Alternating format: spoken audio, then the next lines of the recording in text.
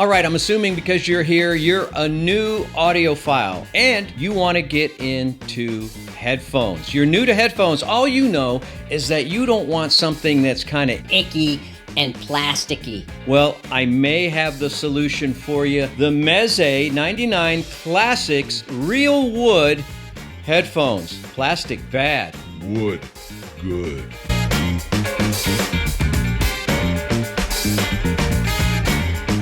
Hi, I'm Bob, and you, my friends, are back in the United States of analog. How you doing out there, and where are you viewing from? I want to know. Oh, thank you. Yeah, no, I'm doing great. I'm expanding my headphone collection. We're going to talk about headphones today. Hey, don't forget to like and subscribe and comment and be involved in the community and support the channel in any way that makes you feel good. These are the Meze 99 Classics. So let me just go through some of what I observe right here as far as the form factor goes. We have a spring-loaded headband with a kind of a plastic headband there. We've got zinc alloy frame. This is painted black. This comes in colorways. I'll show it to you. I selected this because I'm classy like this. Black, gold, walnut. These headphones are signed on both sides on the gold brassy hardware here. We've got synthetic leather ear cups here, or vegan leather, I guess you would call it. They're pretty nice. They're going to get sweaty, no doubt. What's interesting is I don't see any seams. I don't see any stitching, at least on the outside, so that's kind of cool. They just kind of wrap around to the inside there. They're soft, they're pliable, they're plushy, memory foam in there, I'm assuming. Well, I know because I read the website. And then you've got these beautiful hand-done, in this case, walnut, real walnut ear cups. And these look to me to be book matched. I think that's what you call it, book matched, like mirror images of the grain. I'm not a woodworking kind of dude at all, but yeah, this looks like these are matched. I'll show you in the B-roll here and you can decide. So nice brass, kind of golden accents here, nice metal, black ear cups and headbands. This is a nice colorway. Now, this may be a little fancy for some of you to wear on the bus or on the train, or I don't think this is something you take on a run, but that being said, I mean, you do you know? Aren't the neighbors going to be impressed when you throw on your Hokas and throw these on for a little jog around the neighborhood? And I have a love-hate relationship with headphones. Now, don't get me wrong. I like headphones. I listen to headphones a lot, especially when I was younger and I didn't have any friends. That's all I did was listen to headphones. But that love of headphones has continued. They're fun to use. You can take your music on the go, and a lot of times you get to hear your favorite music in a more intimate way, a closer way that you just don't get all the time listening to music with speakers. That's a whole different situation. And I love headphones for that reason. The downside to headphones, especially when you're a YouTube reviewer, which many of you are not going to have this problem because you don't have a YouTube channel Yet. Yeah, they're difficult to review. First of all, they don't get the views that you think they're going to get. And since headphone reviews aren't that popular on YouTube, I'm going to promise you, if you stick with this video all the way to the end, I'll tell you a personal secret about myself that no one else outside of my family knows. So that's your reward for sticking with me. I hope you do. The other downside is that headphone listening. Oh, look at this. I put the headphones on a tech. How professional. If headphone listening is very subjective, people like different sounds. People have, odd-shaped heads, or okay, that's probably not right to say that. People have non-traditional heads. Let's just say that. Some people do. I apologize. So what might fit one person's head may not be a good fit for another person's head. I'm not an ophthalmologist, but I think that, our ear canals are constructed differently, maybe in different shapes, different sizes, or whatever. That's going to affect our listening. Also, some people like closed back, some like open back, some like a hybrid, some like planars, some like traditional drivers, some like IEMs, and it's just such a subjective thing, and it's almost impossible to convey the sound of a headphone, or for that matter, almost any audio equipment, on a video. So I even hesitate to call something like this a review. I like to refer to it as almost an overview. I'm going to give you some of the highlights as I see them and some of the drawbacks as I see them on the Meze 99 Classics entry-level headphones. And I think that sweet spot for headphones,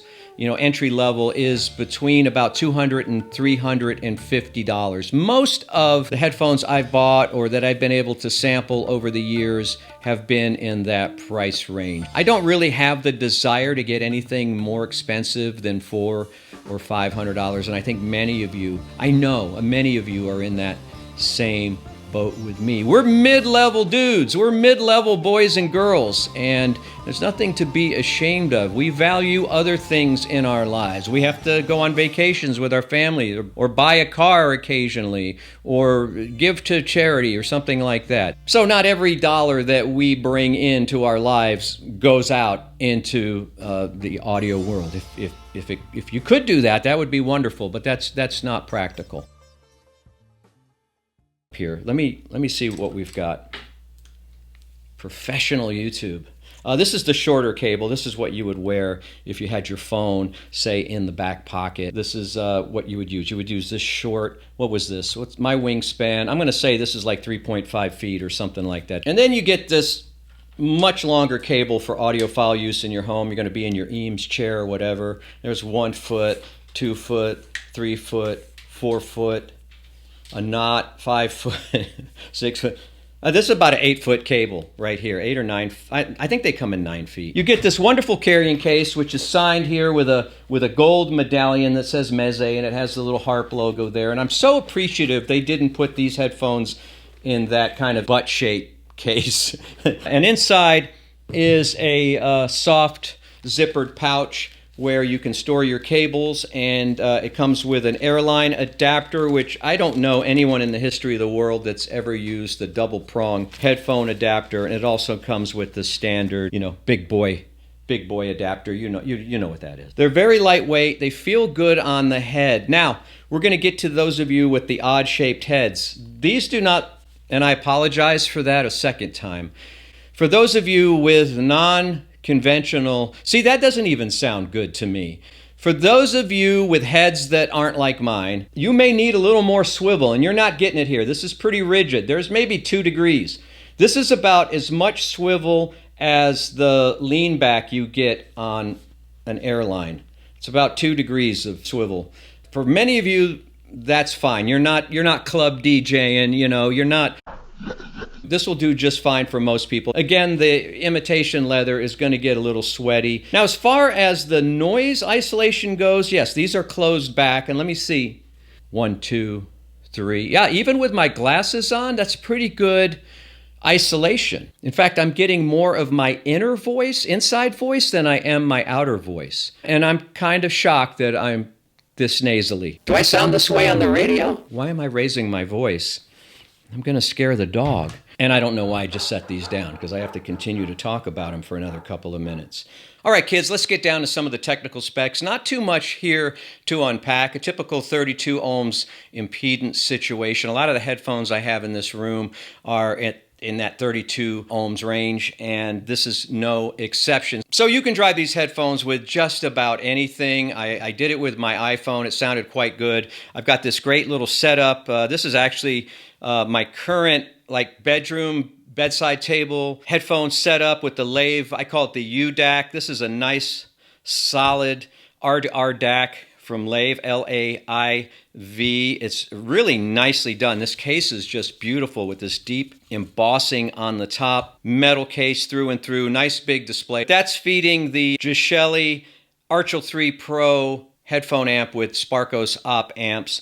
So yeah, this is a pretty good base system to evaluate these headphones with. Closed back over ear, 103 dB sensitivity. They weigh about 260 grams. And you get a 40 millimeter dynamic driver on each side. Now on the sound side, bass is slightly elevated, but it's smooth, it's controlled, and it is satisfying without being annoying, if that helps. The overall sound signature is warm, rich, and musical, as opposed to cool and neutral and kind of studio headphone sounding. This is why this is the choice of many people just getting into the headphone game. Mids are lush and full. I will say they're kind of pronounced. That's probably the sweet spot of these headphones, is going to be in the mid-range with the vocals and some of the instrumentation, guitars. Acoustical instruments sound great, I think, because this is kind of an acoustic instrument in itself. And then the treble is rolled off. Sure, that's less sparkle, but the advantage of that is you're able to have longer listening sessions. Now, for some of the downsides, maybe not enough air and sparkle for some audiophiles. There may be a little bit of an upper bass, lower mids boom to these. Some will find comforting and warm and lush. Others will disagree with that coloration. The lack of swivel and the fact that these ear cups are not easily replaced. So make sure you can deal with the vegan leather situation. Just turn your air conditioning down